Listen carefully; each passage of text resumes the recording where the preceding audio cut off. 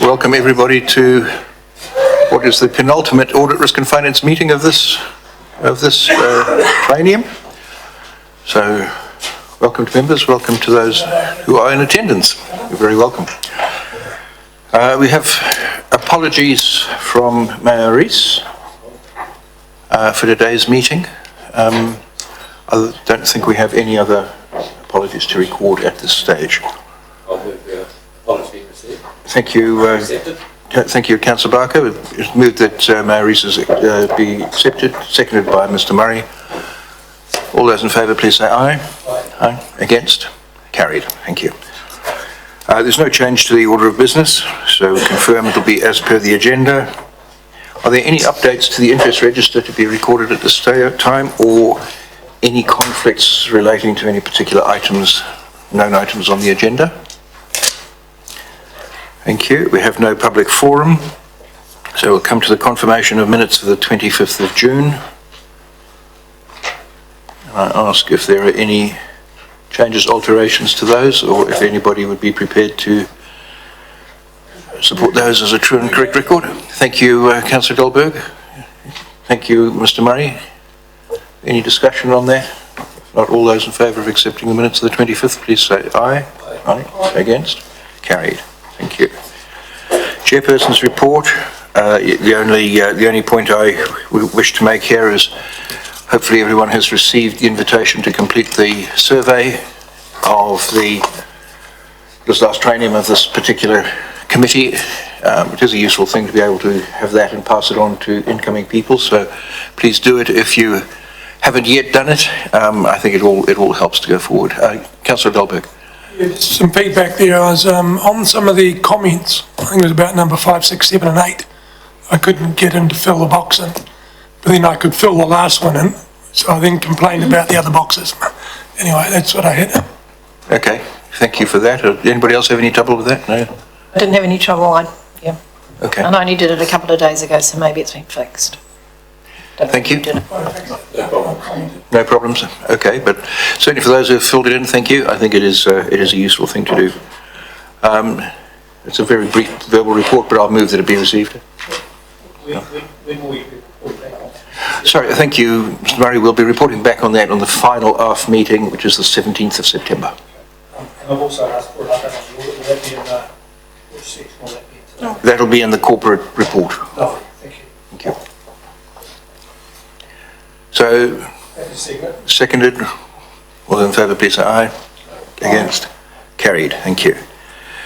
So we'll come to the quarterly report and welcome Hughes to the meeting.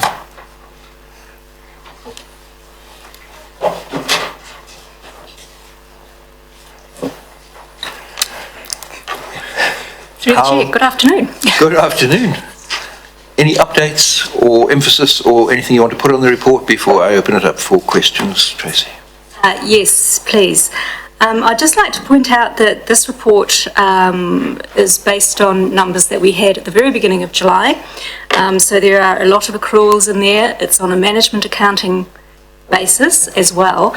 So at the next committee meeting on the 17th of September, you will have the draft annual report, the draft financial statements prior to audit, which will look quite different. So please, when you get that annual report, don't try to start matching things back. So that's one thing I'd like to point out. The one thing that's particularly pleasing in this report from my perspective, and those of you that have attended other committee meetings will be aware, is the success in terms of the capital expenditure being very close to forecast. You'll remember this time last year that wasn't the case, so I'd just like to highlight that. Other than that, I'll take it as read. Happy to answer questions. Thank you. Just one before we kick off. Are there any known major variations between this report and what you know at this point, recognising that it still could change before the 17th? Through the chair, no. I'm delighted to report actually that we are very much on the home leg of putting the draft financial statements together. And it's been a reasonably smooth process this year, and there hasn't been anything particularly tricky. Thank you. That's good to know. So with that, I open the report up and for questions through Ms. Hughes. Councillor Walker, followed by Mr. Murray. Yeah, thank you. I can make just a small comment on the works and infrastructure aspect of it. I'm delighted as well. We did have a major issue, as you said, but through the good work of the staff, where we've achieved some under-budget savings, and with the general number of staff involved, I think it's an excellent result as well. So, yeah, that's something I can leave knowing that we've achieved that much, which is good. Thank you, Councillor Walker. Mr. Murray. Thank you. Yes, to have around about $110 million of revenue and about approximately the same amount of operating expenditure to come in essentially on budget on both areas is a remarkable result, really. So that, I suppose, demonstrates some pretty good financial control throughout the year, which is pleasing to note. I suppose, aside from that, I just had a couple of questions actually, and I'll take them one at a time. So on about page 14, I think it is, you make a comment that the NRSBU costs are greater than budget by 450, and that's as a result of increased share of greater than budget management. What did the share change? What do you think? Through the chair, this is going to test my powers of description. My understanding is that the mix of what Nelson City Council has allowed to go through its sewage system has affected there's a calculation that sits behind who pays what share, and that calculation is driven by what actually goes through the system. So volume and quality have increased our share, per se. Yes. Right, thank you. Interesting. Okay, so yes, and look, I noted the capital expenditure, 6.6 under approved budget. I did try to do a wee bit of a quick mental reconciliation between that and the actual budgeted amount in terms of some of that was carried forward, some of that was cancelled, and some of that we just haven't done. So are you aware what those three numbers might look like? Through the chair, off the top of my head, no, I'm not. We are working at the moment on the carry forward report, which we are expecting to bring to this committee on the 17th of September as well, and that will make that clear. Okay, thank you. Because again, I seem to recall at our last meeting, our last check-in around here, we were about 20 million of our 40 million expenditure. So to achieve that in the last quarter is quite outstanding. Just moving to item 5, quarterly review KPIs. Just a confirmation there that the blue section, 59, is actually our achieved bit, as opposed to, I'm not sure what it is because the colours are all messed up in my report. So just a bit of interpretation around that, because I'd certainly hate to think that that's not yet measured or not achieved. Through the chair, yes, that 59 is achieved, I believe. I haven't actually got a coloured one in front of me, so I'm even on the back step from you. Through the chair, that does appear to be correct, yes. This was very much a moving target when this report was being put together. I think this was being updated just about daily, and it may yet have changed by the time you get your annual report in front of you. Thank you. And yes, and look, it's section 5, I think, deals with insurance premiums, and it is quite scary to think that we've got a 21% increase in insurance premiums. It's worth comment that that is actually the case, and I'm sure management are working hard to try to minimise the impact of that and have a look at it very, very closely. Oddly enough, though, I'll make the comment that we did a bit of work around this in the forestry area and managed to reduce our insurance premium. I commented at the time that I've never seen that in recent history. So I suppose it's a case of having a good close look at it. Yeah, that was all. Thank you. Just on the front page. Thank you, Mr. Murray. When you say just off the front page, have you got more questions later into the report, or? Just reflecting that we normally go through the schedules, schedule by schedule. Yeah, yeah, just the report, yeah. Thank you. Just a follow-up, if I can, before I go. I think Councillor Walker wanted to speak again, but just on that KPI graph, Ms. Hughes, where can members see the detail of those? Which KPIs have been achieved, which KPIs are still being worked on, and which cases which have not been done? Where would that information be? Through the chair, that information should be in the other committee reports. And it will also be in the annual report. That's fine. So as long as people concerned, councillors concerned with those particular KPIs are receiving them, that's the key thing I'm after. Thank you. Councillor Walker, followed by Councillor Rutledge. Then Councillor Adele. Thank you. Through the chair, just to help Mr. Murray with a comment about the infrastructure expenditure of 450 extra. Large part of this is the fact that we were confronted with a situation where we had a resignation of the general manager of both the landfill and the sewage business unit, and so we had no choice but to go out to outside people to do that job. It's taken a little bit longer than had hoped. It's run for a year now, but we made a decision a month or two back that we would bring that back in-house, and we're working on that. So ongoing, there will be savings coming back again. Thank you. Thank you, Councillor Walker. Councillor Rutledge. Thank you. And I think the splits were largely caused, the change in share was largely caused by the drought restrictions in TDC. Page 21, the little graph, diagram that we've got there, it says operating expenditure, just a very minor style thing. We've got $0 unfavourable over budget. Let's look at the glass half full, shall we, and make that green and say it's right on budget. Well done, team. Thank you. Thank you, Councillor Rutledge. Councillor Dahlberg. I'm just checking to make sure he wasn't Page 14, the comment there on the water supply income, unbudgeted income relating to the supply of water TDC during the drought. I'm assuming we're not going to ask for it back, but is that actually covered as part of the insurance, the funding that was allowed for in that emergency? Or was that only firefighting? Do we get anything in that line?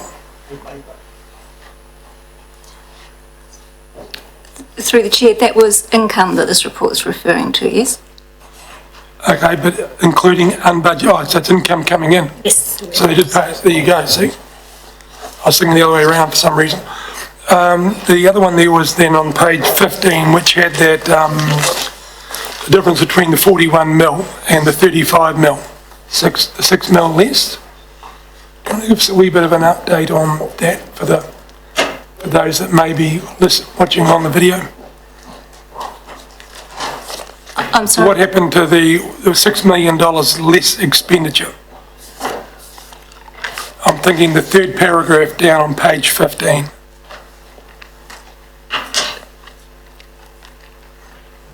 We talk about the difference between 41 million and 35. Yes. And then further down we talk a wee bit about what happened there. Yes, through the chair. This is the difference between what our staff were forecasting and what was the approved budget. So some of that detail you may remember looking at through the annual plan process, and the rest of that will come to you at the next meeting. So that will be the wash up, the carryovers, so you'll be able to see what was savings, what's been shifted to the following year, etc. Okay, do we not put that in this report? We put that in the final report, do we? Through you, Mr. Chair. It goes through a separate report, the carryover report, just simply because we don't have that, that level of analysis available for this report. It's very much a timing thing. Okay. No, I appreciate that. Thank you. Oh, no, so one other question. I talk about the insurance premiums. We also do a wee bit of self-insurance. If I remember rightly, when we were doing the insurance through 6 other councils, and we were part of a insurance. I suppose I'm thinking of self-insurance for our major assets. How's that going? Is that reported here? So through the chair, when we talk about self-insurance, we have some of the smaller buildings that are not insured, that we might not replace. So potentially some of the ones that founders, etc., which are there and wouldn't necessarily be replaced if something happened to them. So a few years ago there was an exercise where we went through the ARF committee and made those clear, that they weren't fully insured for replacement value. We are in part of a collective, and we're actually fully insured through the material damage for the value of our assets. One thing as premiums keep going up is we probably will need to workshop in the new year whether there are some assets that we should actually self-insure. Yeah, I'm a bit cautious about that and conservative about that, but there will be some stuff we can get off the material damage schedule and actually just consciously run the risk on. Okay, so through you, Mr. Chair. So I remember sitting in on that, and that, so does that part of the increase premiums, or is that a different set of insurance? The insurance premium's gone up, was it 21%? So does that sort of combine, does that impact on each other? So through the chair, I think 5.6 addresses the fact that the premiums is a combination of the increased valuation, but it also premiums are increasing globally for insurance, as you'll be aware, just from the media and things like that. So yes, anything that you can take value off your schedule will save you premiums. But we haven't done that exercise yet. We've basically just gone and reinsured exactly what we had last year, plus new assets, plus increase in value. That's a good point. Sorry, Mr. Chair. I suppose because we get those people vest other assets in us as we each year. So what sort of percentage then, if I see that 21% increase, I'm kind of thinking that's terrible. But then again, if our assets go up because we pick up 10% more assets vested in us because we picked them up, what would actually be the true increase in insurance rather than us getting a bigger asset base? Because that figure looks kind of bad, but it might not be quite as bad as it looks. So through the chair, in 5.2, this doesn't cover the infrastructure renewal, and so until such time as the infrastructure renewal is done on the 1st of November, and those vested assets would fall into that category because they would be, roads, footpaths, pipes, those sort of things. Until I've kind of got the combined picture, I can't really say. But the material damage is simply, the buildings and bridges and things like that. Okay. Thank you. Councillor Noonan. Thank you. Just on the topic of insurance, are insurance companies open to voluntary excesses to keep the premiums down? Are they actually discussing that at all? When you said that we're going to have to workshop, looking at maybe self-insuring, I'm just wondering whether they're open to having a higher excess in exchange for a lower premium. Oh, absolutely. I think that will be one of the first places I'd look at in terms of self-insurance, rather than taking things off the schedule. You're right. It would be easy just to lift your excess and see how much difference that makes to the premium. Thank you. It's coming from me while we're on the topic of insurance. I know that our risk management framework specifically excludes reporting financial risk or insurance risk because of the assumption that they are taken care of during other reporting and analysis factors. But given that the nature of 5.12 and talking about the claim history changing and the impact of that, I wonder if it's in the new year, new triennium, it's worth looking at whether some aspect of the insurance exposure or the insurance framework needs to be considered as being a risk, worthy of the risk framework. It's just a thought, because it's not one you'd want to suddenly creep up and take you by surprise.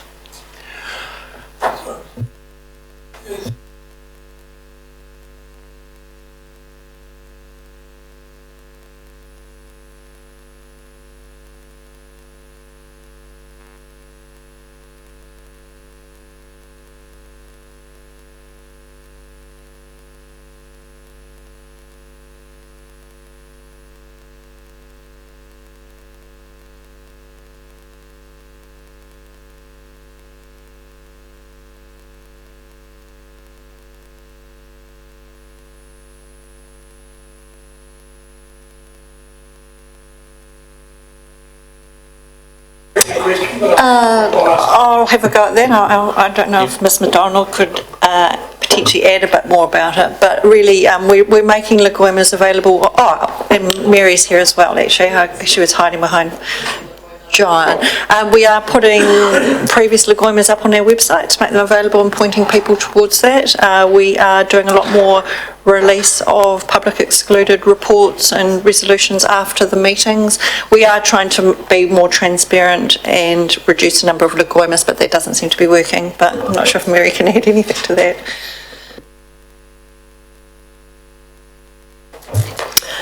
Through the chair, there's been a huge increase in the number of leguima requests that we've been receiving in the last 6-month period.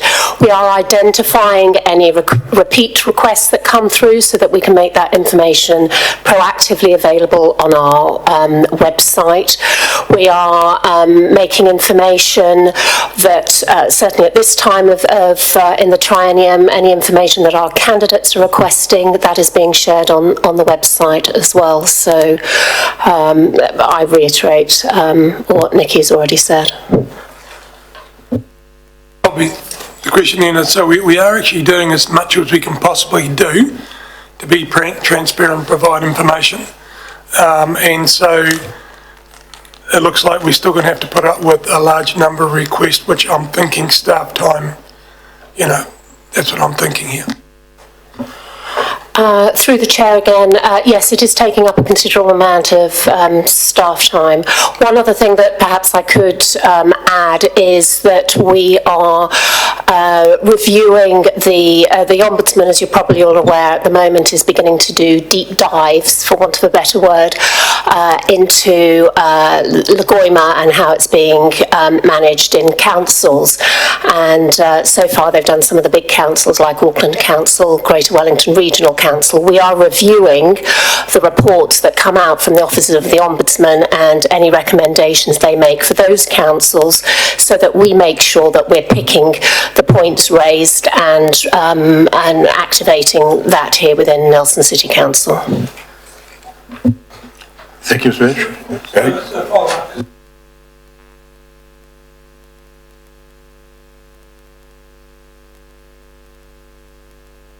Sorry, do we have an option here when people are just frivolous, writing stuff up? Do we have, I know we're the council, so we're the big guy, and I know we have to keep delivering, but if it's getting to the point of being frivolous, is there some reaction that we can do?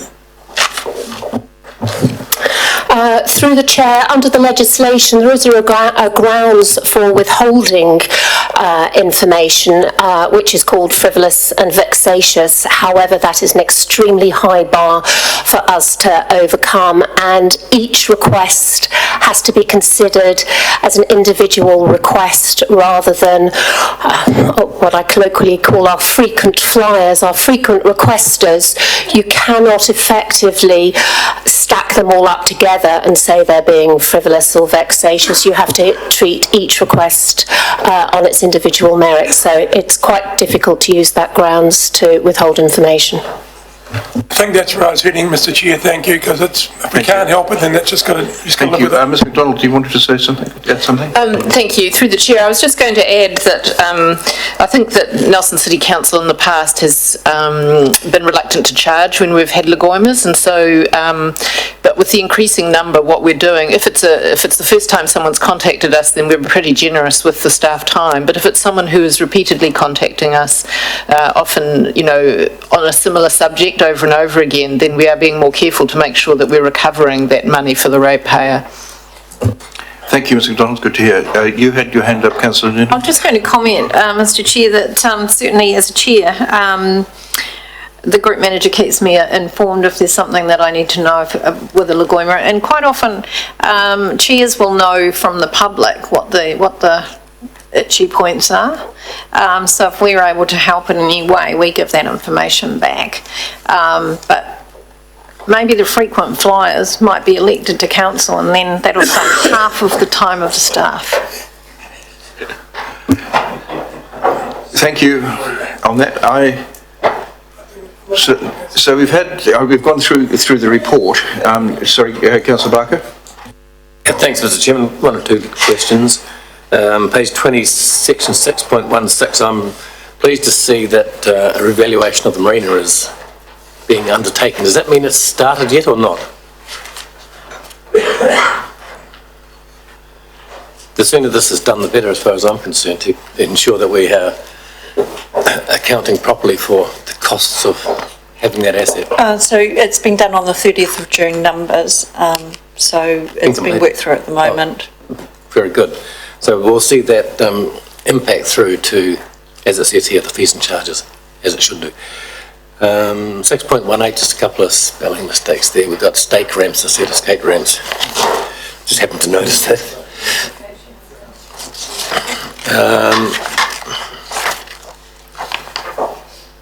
The other question, or another question I have, is we had that increased amount of income from water because of the drought.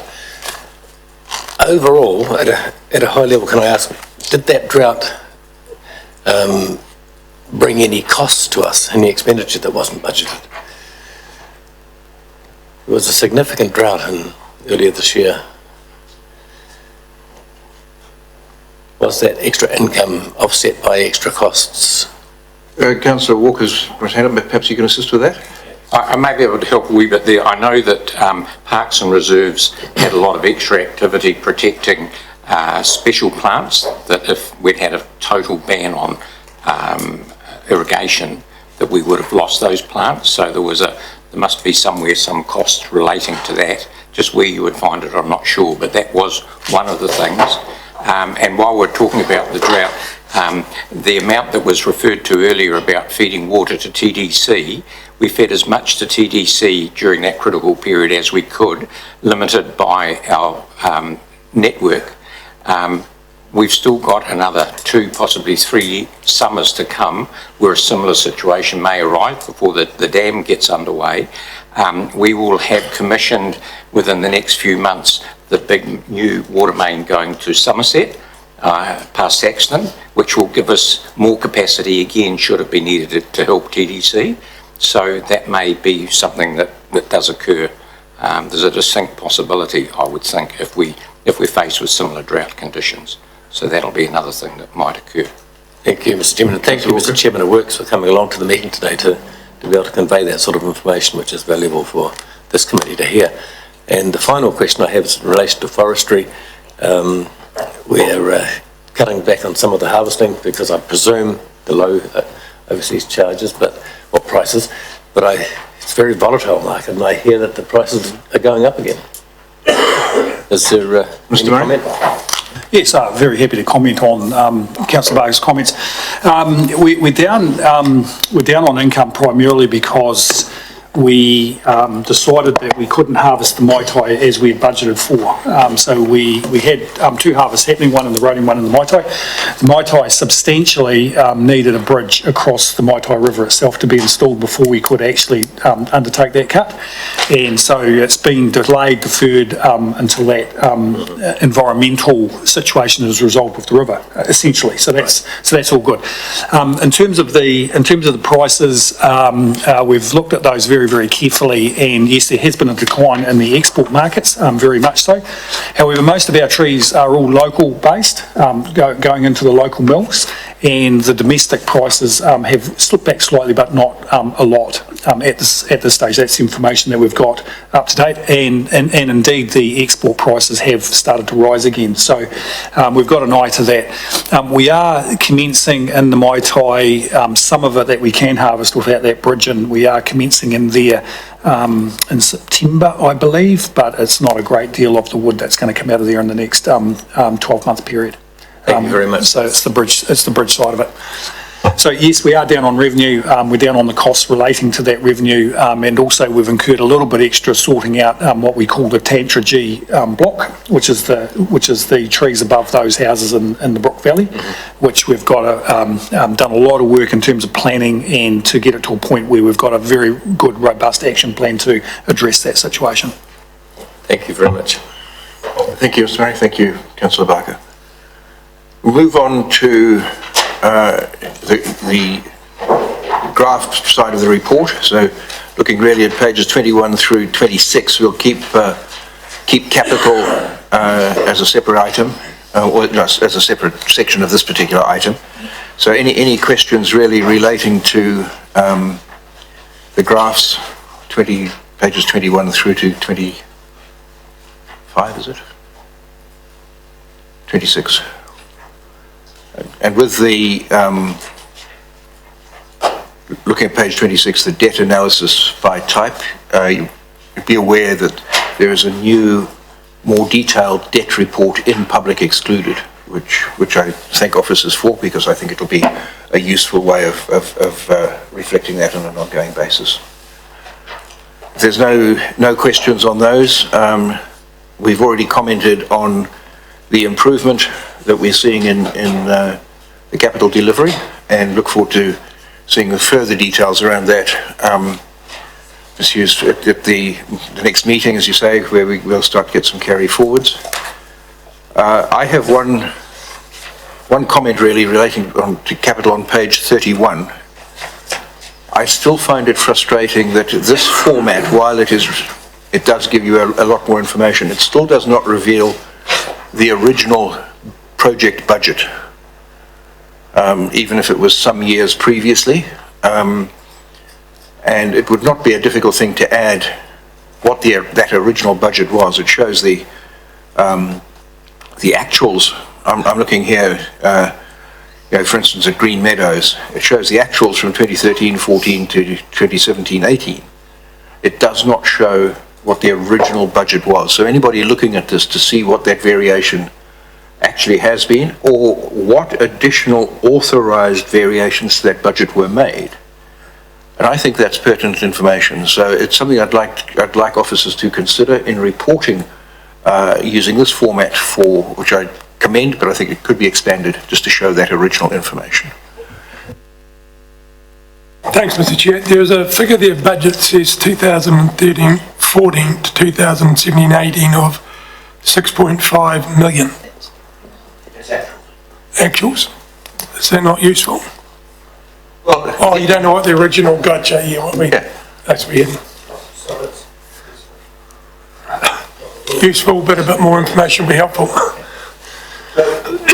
Okay. So any other comments or questions, Ms. Hughes, in relating to the remainder of the corporate report?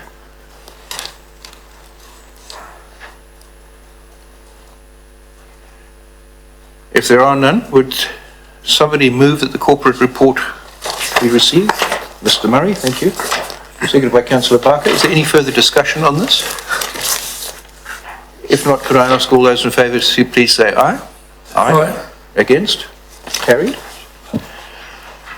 Thank you, Ms Hughes, and I understand you won't be talking to us on the 17th of September because this is your last week with Nelson City Council. So just from this committee, just thank you so much for everything that you've done for this committee. You've made a significant difference. If I cast my mind back to how some of the stuff was, and you've just continued to add value and add improvements to that with ably assisted by your colleagues, of course, but you have made a difference, Tracy. We certainly wish you all the very best in your new life in Tauranga. Best wishes and thanks again. Through the chair, thanks for that, but you're going to have to suffer through one more of my report, which is the next one.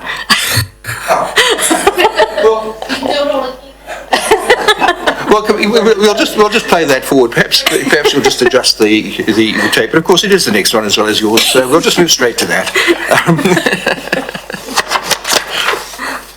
So the annual tax review. Yes, and thank you for your kind words. The annual tax review. So, yes, this is just an annual update on activity in the kind of the taxation part of our business, if you like. People think about councils, they think, oh, councils don't pay tax. And while it's true that we pay minimal or no income tax, we do pay considerable taxes in relation to GST, PAYE, as is enumerated in the report, totalling around about 9.5 million in the last financial year. So it is something that obviously we need to keep up to date on, and we do take expert advice when we need it. So this report is a summary of the advice received, what we've paid, what we're doing to manage our tax risk. You'll see that we had quite a detailed review of GST about a year ago, and there's the results of that attached to this report, and on the whole it was a pretty positive result from our perspective. I'll take it as read and happy to answer any questions. Thank you, Suze. I just want to commend the fact that this report was, we have been preemptive, the council has been preemptive and proactive in seeking this kind of input, and PwC themselves, I think, commend the organisation for that, and it's a significant reassurance at a time when more and more organisations are finding it quite difficult, I think for a variety of reasons, to have this. So I think it was a good initiative, well done. So having said that, I open it up. Any questions for Ms Hughes? Mr Murray? Thank you, Mr Peters, through the chair. Before I ask my questions, I'd like to reiterate what Mr Peters said about thank you for your contribution, and it will be missed.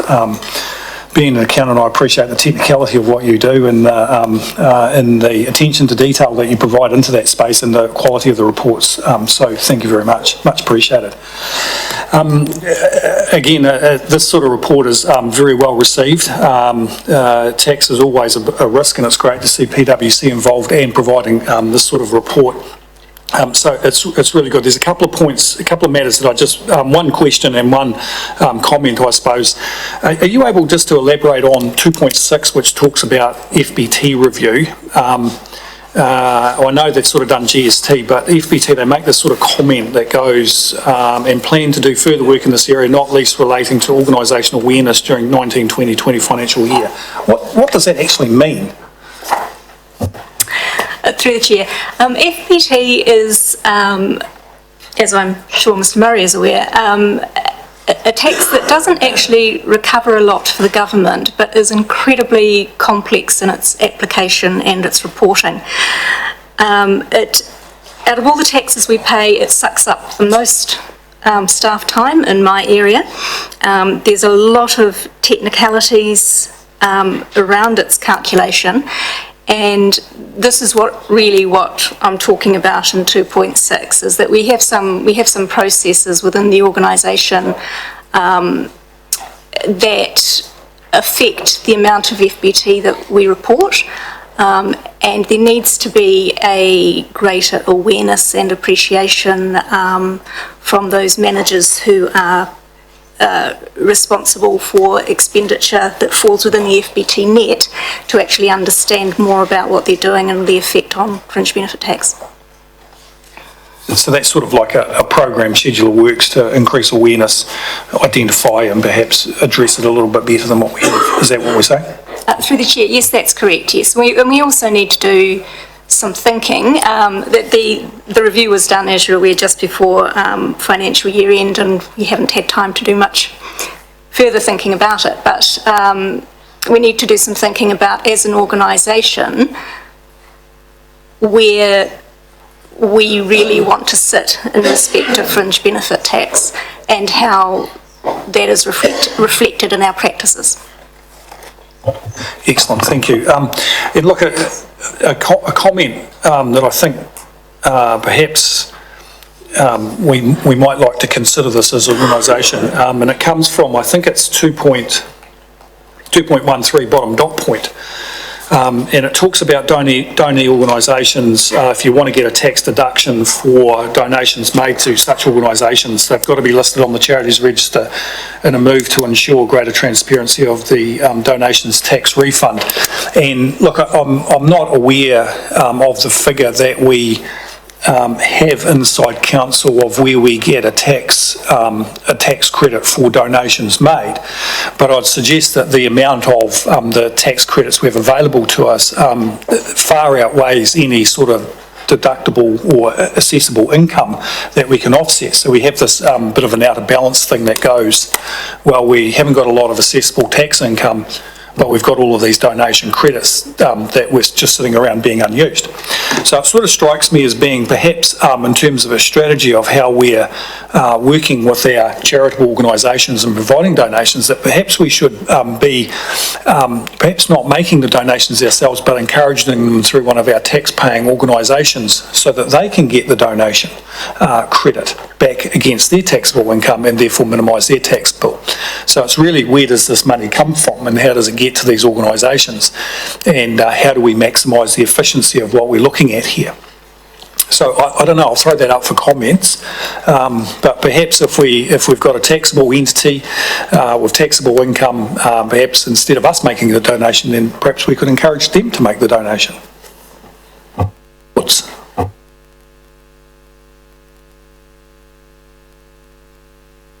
okay, moving to the next item. I like the thinking, but we're obviously in the hands of officers as to whether or not this is So we only really have one tax-paying 100% owned entity that we could use that through. But I think we're going to workshop tax again early in the new year, so it could be something we can put on the agenda then. Okay, shall we do that then? For the workshop participants, they can consider that. That'd be good. Thank you, Mr. Murray. So other questions of Ms. Hughes in relation to the annual tax review?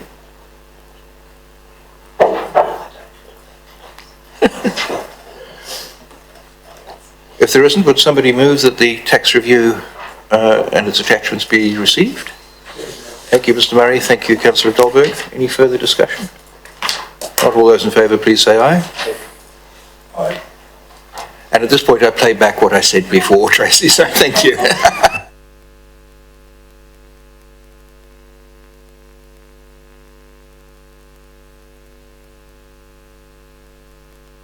We move now to the quarterly risks report, and welcome Ms. Acklock.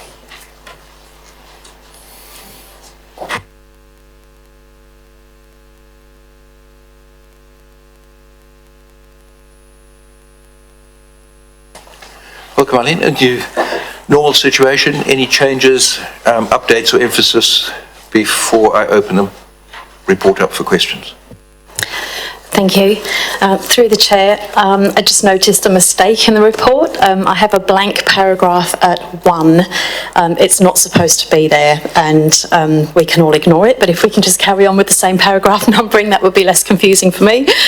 And really just want to point out in this end of year key risk report, in the background section, I talk about some risk management activities in terms of our framework and processes that have begun during Q4, and just indicating that those continue in development in the current quarter and will do for a few more months to come. And I'll take the report as read and ready for questions. Thank you. Thank you. Just one comment from me, really, relating to the second dot point of 4.1. And, well, the whole of the sort of, the review of it, which we've spoken about before, and I think is good. I just want to emphasise the importance on the dot point 2, that you mentioned there that risk management activity be focused on Council's core service delivery objectives. And I'm just concerned that we don't lose the overall risk focus of the organisation, because it is exposed to risks outside of the core service delivery objectives, and it really is important that any framework or any system that we have is all-encompassing, albeit that might be where an emphasis and frequency of attention is applied, but it cannot be exclusive of those other areas. So, questions or other comments for Ms. Aklak in this area?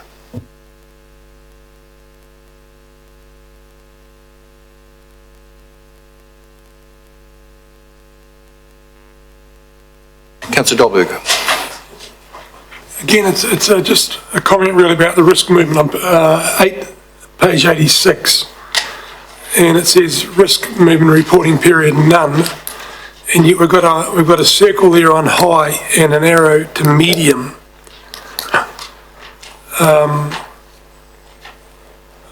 If I looked at that and seen the arrow, I'm thinking I'm going from high to medium. And I see two highs and a medium on the other side, and then I go to the bottom, it goes no movement. You might want to probably explain that. How do we read that? Through the chair, yes, I agreed. It's a bit confusing. What's intended to be shown here, so the overall risk we have rated as high, being major consequence and likelihood of possible, and it's the treatments that we have in the bottom right-hand table, the things that we're planning to do to try and mitigate the risk. And our belief is that when we are completing those treatments, they will move the risk from high to medium. So that's the direction that we're intending the risk to move in and what we're planning for. Got it. So just through Mr. Chair, so that the arrow, all being the same colour, is just highlighting where we're tracking. Maybe I'm thinking like a dotted line or something, because when I see that, to me, I immediately think we've gone from high to low, high to medium. Maybe, I don't know, maybe a dotted line sort of broken up there, giving a trend or something. Just.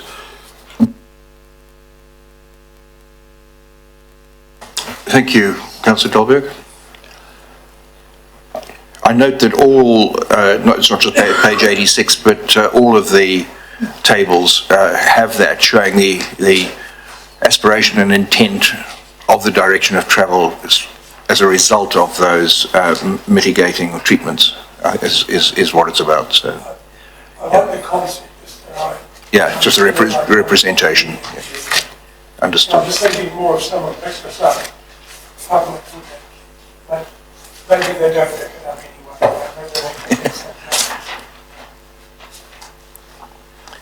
Are there any other questions or comments regarding the quarterly risk report? Good to see the ongoing work being done in this area. Thank you. There are no other questions. Would somebody move? Yeah, another question. Thank you, Councillor Dolberg. Just something I do like, one of the things they are lifting the council performance. I think it's at number 4. And I see we're heading down from a risk factor of medium to, well, we're trending towards low. The update on that? How are we managing that?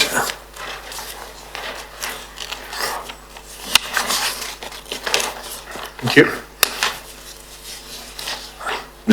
Was that a question, or was it just a... That's a question. I think okay.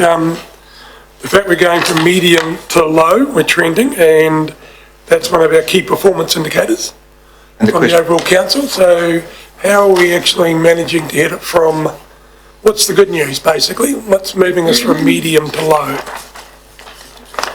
Jack? Through the chair, the report deals with us wanting to move from a medium risk of not achieving that lift in council performance to a low rated risk in achieving risk to achieving council performance. So the update is as at the end of Q4 as per the report, but some of the things that I can comment on as an example and why I've indicated that this area is ripe for a wider review during this quarter. An example would be we have in our controls on the left-hand side of the page that we have customer service standards and procedures in place to help us maintain performance. And so one of the results that we've seen recently is that our response times are improving on service requests and the rate of our overdue service requests is vastly reduced. So that's some of the reporting that's come through to management teams recently. And so with that in mind, it would be time to review that as a control because perhaps the effect that that control is having is more than previous and we should be reviewing our risk profile. So really the update is around those areas where we could take another look at this risk. It was a new area introduced, I think 2 reports ago, for us to start monitoring our risks of whether we're going to achieve the lift in performance that we want.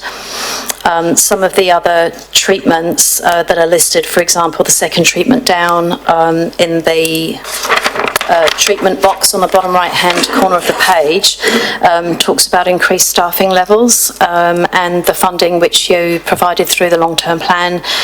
And we have a number of those resources in place now, so whilst we still have some more to do and to complete, this would be another area where we would want to say, do we have adequate resources in place for the lifting council performance that we were hoping to achieve? And perhaps that should now move over to a control and we reconsider our risk profile. We have a bit more to add in the contract management space. There's more work planned in terms of making sure that we are getting good value from our contracts and that we're doing a consistent job around how we manage contractor performance. But I'm not quite at the point where I can detail those out. Mr Chair, is that myself and Councillor Noonan are on the Chief Executive's Appointment Committee as well, and these come up. It's always nice just to get a different opinion. That's where I was heading there. Thank you for your time. Thank you. Any further questions? Councillor Barker. It's just a question about the environmental report on page 87. In terms of the risk relating to CMARS, the Carbon Emissions Monitoring and Reduction Program, do you have any idea when this coordinator is to be established to start this monitoring and will there be any progress by September 2019 as mentioned there? So you probably detailed that you won't have. Through the chair, I'm sorry I don't have that detail with me today.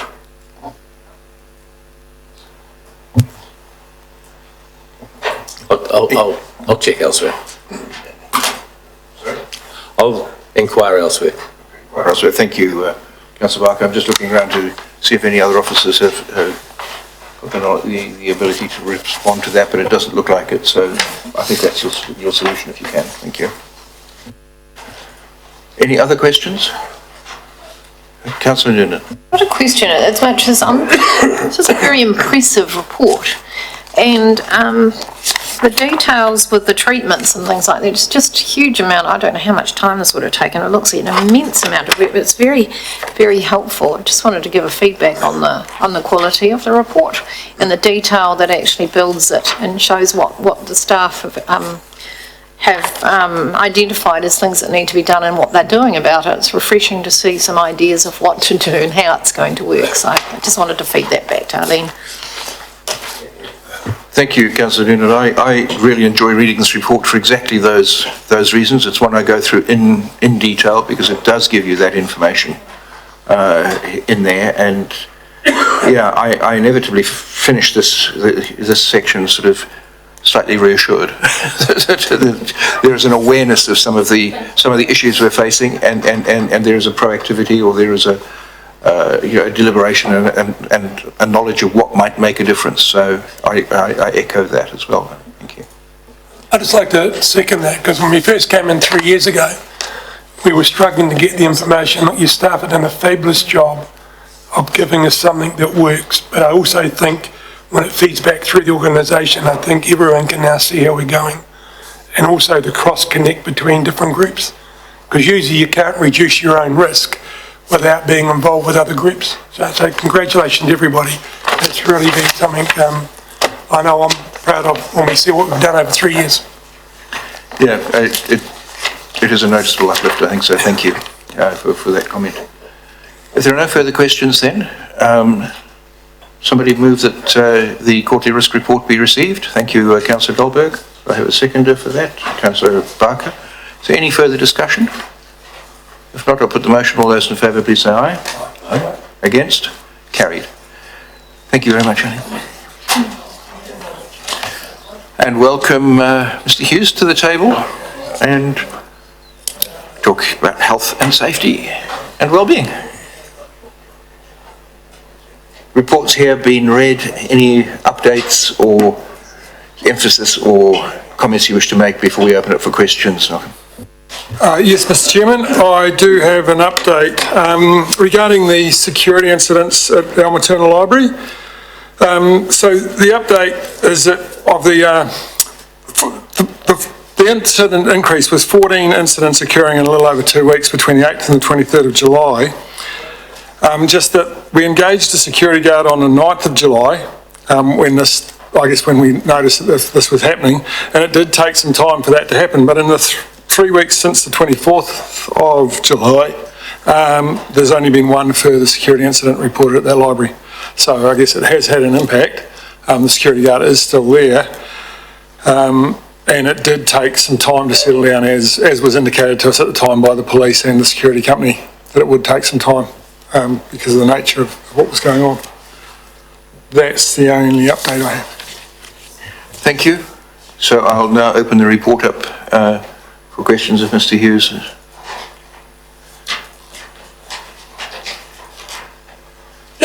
Just a brief question I've got, Malcolm. The 50% of staff receive influenza vaccinations. It's been a pretty nasty flu season, I think. 2 questions. A, is this, are vaccinations paid for by the organisation? And second one is, does this reflect an increase or decrease over typically how many people will get the vaccinations?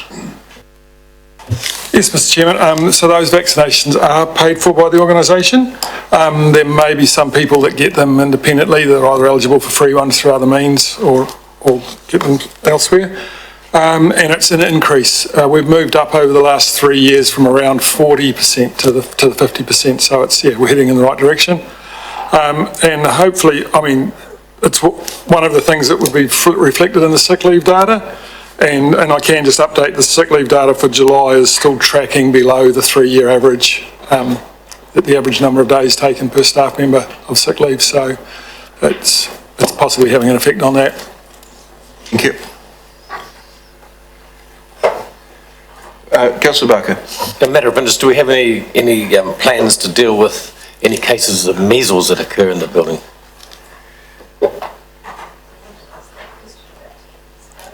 Yeah, you wouldn't.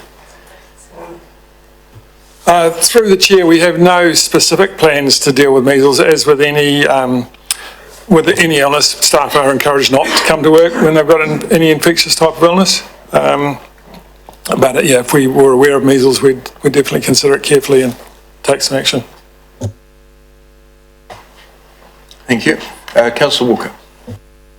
Through you, Mr. Chair, I'm not quite sure how I should couch this, but when I arrived quite early for my Works and Infrastructure meeting, I observed that you were already here in accompanying a person of known risk, maybe. How did you become aware that he was here? Because the public's not, the door's not open I'm just wondering, how did that arrive? I know it was great to have you there, but just curious as what the process was. And what this is, we have a member who comes to the public gallery occasionally, and he likes to get in early, and he tailgates staff through the doors. And in this particular case, when we reviewed the video footage, the staff member kindly pointed him in the right direction and let him in the door.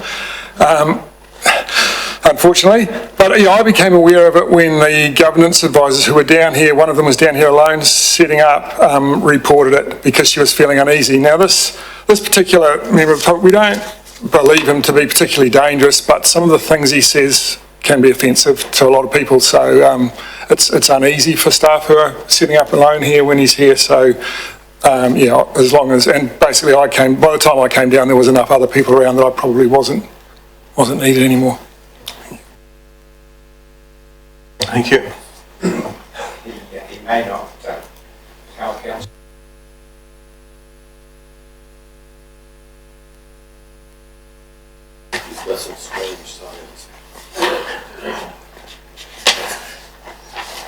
Any further formal questions for Mr. Hughes in this regard?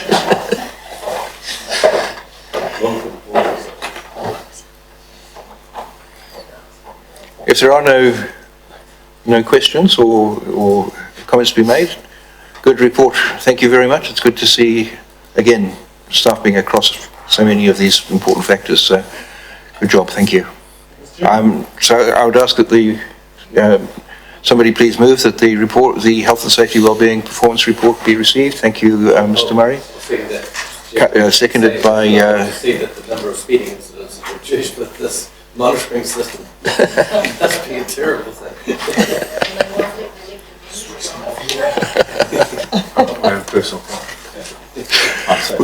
If there's no further discussion, all those in favour please say aye. Aye. Against? Carried. Thank you. And we'll move to the quarterly internal audit report and welcome Ms. Anderson to the table.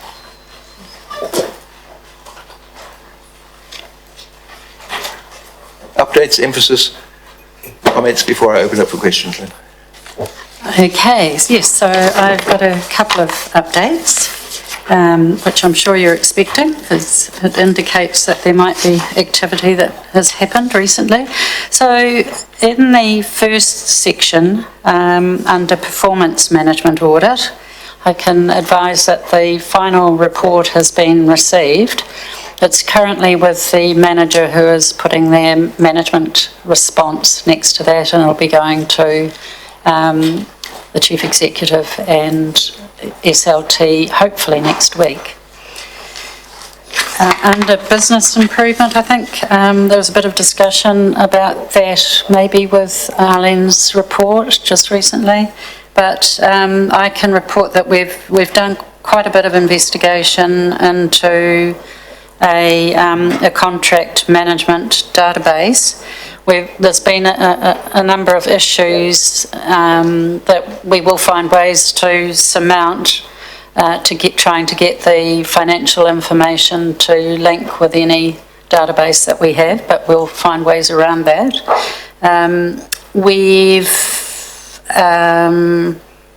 Well, that's the main point really. We're about to do some development of a database.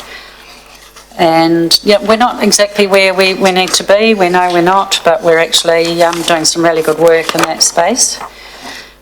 In the over the page in asset management, the update for that is that the report is currently in draft, and so it's progressing with due haste. And in project management, the work compiling the status of prior recommendations is complete, and a report will be delivered to SLT this quarter. I'll take questions. Thank you, Lynn. Ms. Anderson, any questions? Councillor Dahlberg. Thank you, Mr. Chair. Hey, look, I'm not too sure if I've got the right one, but Alpha 1 program got mentioned last week from somewhere, and it's to do with program upgrade or programs not quite right. you know anything about that? Do we have that system? No, I'm asking you the wrong question, just say so, but it's just something that's popped up and Through the chair, I'm not looking at Alpha 1 for any, yes, not in relation to this work with the contract database or any of that. Sounds like you might have, look like you might have a response. Through the chair, I don't have a specific update on Alpha 1, but just to clarify for those here, Alpha 1 is the software tool that Nelson City Council uses in our Building Control Authority to process our building consents. So I believe that if there were any issues related to that, that would have been reported through our Planning and Regulatory Committee. Yeah. No, it was, sorry, through you, Mr. Chair. Yeah, it was actually reported. I just tracked it down. Over the last 6 months, I've probably heard it mentioned a couple of times, and it made me wonder, are we looking at it, upgrading it, or, you know, obviously we don't want the staff working with systems that don't do the job. So this was a system that was jointly purchased with Tasman District Council. The intention was to have a, so that people applying for building consents saw the same interface regardless of which side of the boundary. And it's a system that I think at least 20 other councils are using throughout New Zealand. So it's only been, I think, on our books for about 6 months. But it's not doing everything that we want it to do. And so we're trying to find out how other councils are working with it and how we, and conveying to the vendors that we need some changes. And trying to understand how other councils have worked around these issues and why they aren't complaining too. So that's where we are with it. That was the answer I was looking for. I didn't know whether it just seemed a good time to ask. So, but I think we got the answer that we are looking, and hopefully staff will have a system that's functioning better. Thank you, Councillor Goldberg. Any further questions anybody has on the quarterly progress report? If not, would somebody move that that report be received? Thank you, Councillor, Mr. Murray, and seconded by Councillor Dalberg. Is there any further discussion? If not, all those in favour, please say aye. Aye. Against? Carried. We'll move while you're there to the new and outstanding significant risk exposures and control issues, please. Thank you. Updates on this report. The first item, business continuity planning. The report has been presented to the senior leadership team, re the high priority services, and there was going to be some work, if necessary, on any gaps with contracts and whether they were sufficient to meet needs in the event that there was some kind of serious event. And I believe that these were considered by SLT to be adequate, so there's no major concerns in that area. That rating will change clearly from high.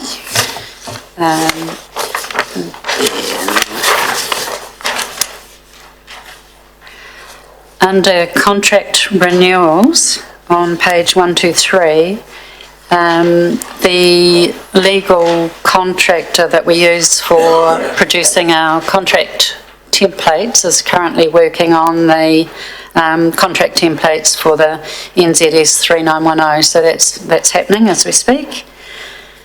I think that is pretty much it. I'll take any questions. Thank you, Ms. Anderson. So, questions? Just on page 122, under the water contamination, the last part of the Q4 update there talks about additional activities to reduce other identified risk outside the scope of this report. Are those additional activities actually happening, or are we just aware of them and nothing's happening? And if so, what's the follow-up to that? So it's not part of this report. Is it part of something else that's doing it? I just had a question What are they, and are they a major issue? My response to that is only in the area that I'm aware of. So it's the getting the action plan finalised. That is the key to it. So it will.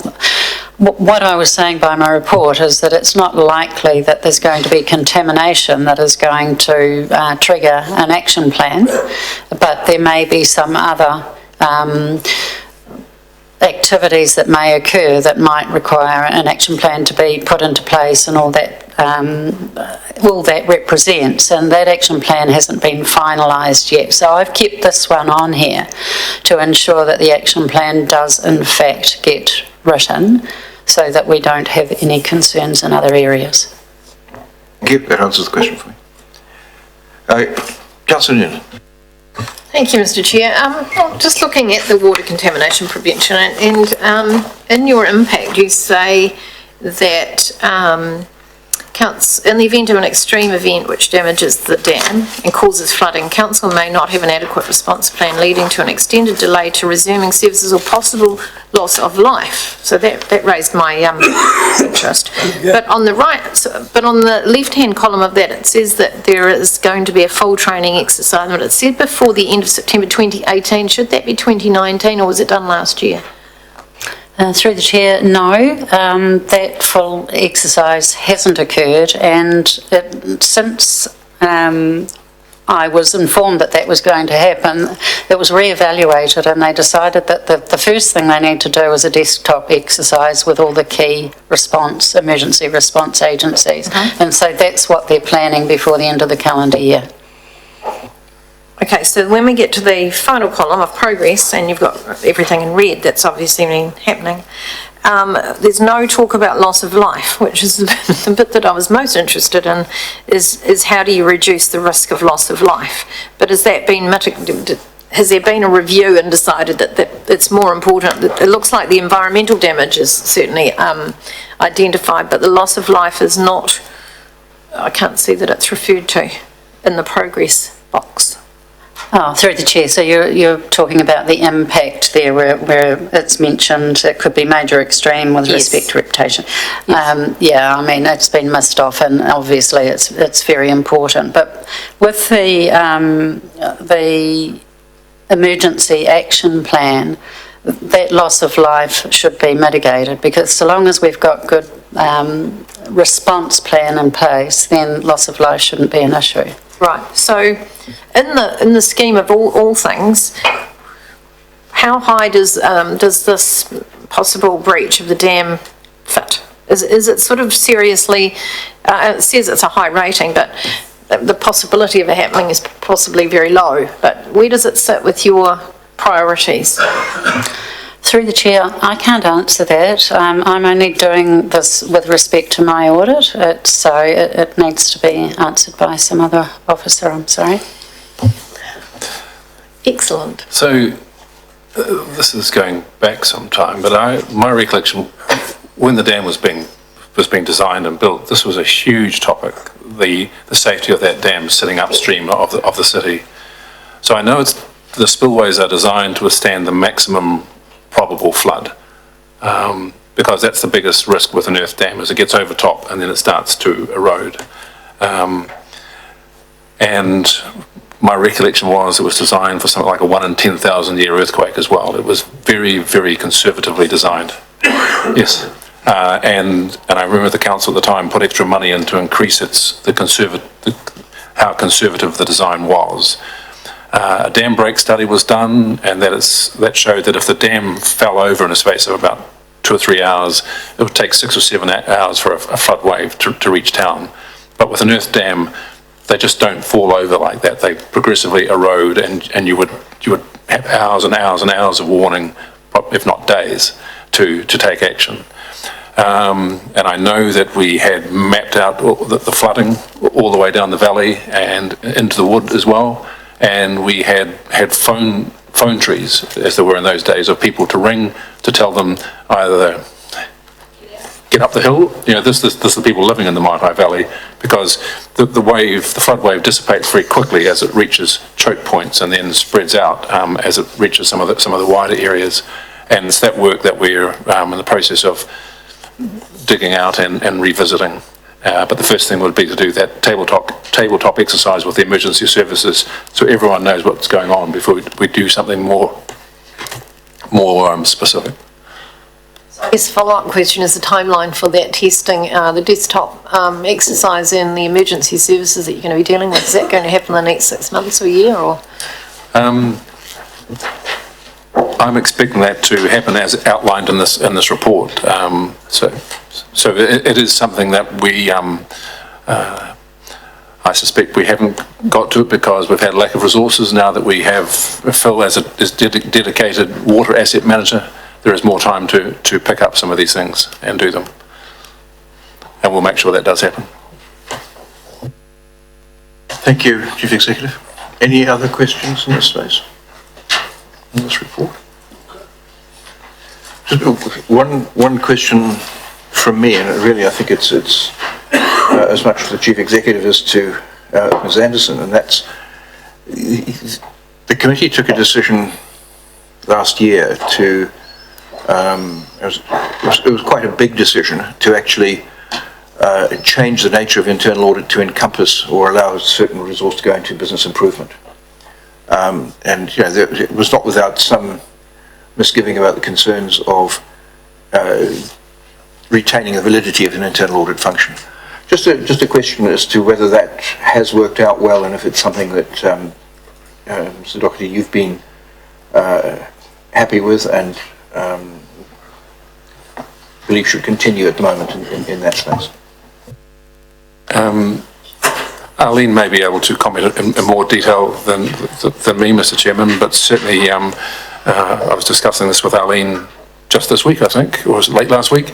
And yes, and we consider it is working very well for us. It's making a difference, and yes, we would certainly like it to continue. I don't know if you want Arlene to expand on that, or if there's... No, I think that's it. It was quite a big. I felt it was quite a significant decision at the time. Yes. So it's just really seeking some feedback that A, it was the right one, and B, it's achieving what it set out to do. So I think you've answered that for me. So thank you. Yes, and we're continuing to lift that focus on business improvement as well. We see that that's an area where this team can provide real assistance and make a real difference to the way the council is performing and continues to lift its performance. Thank you. Councillor Barker. Thank you. Yes, I'm just been wondering the cost that we must be entailing in not completing the sale of the building next door here. It's dragged on for many months, and all that holding cost must be significant. Any idea when that transaction is actually going to take place?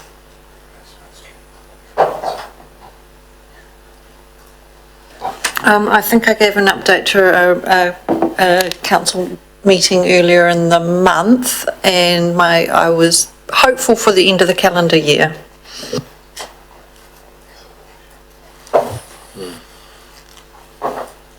Councillor Barker.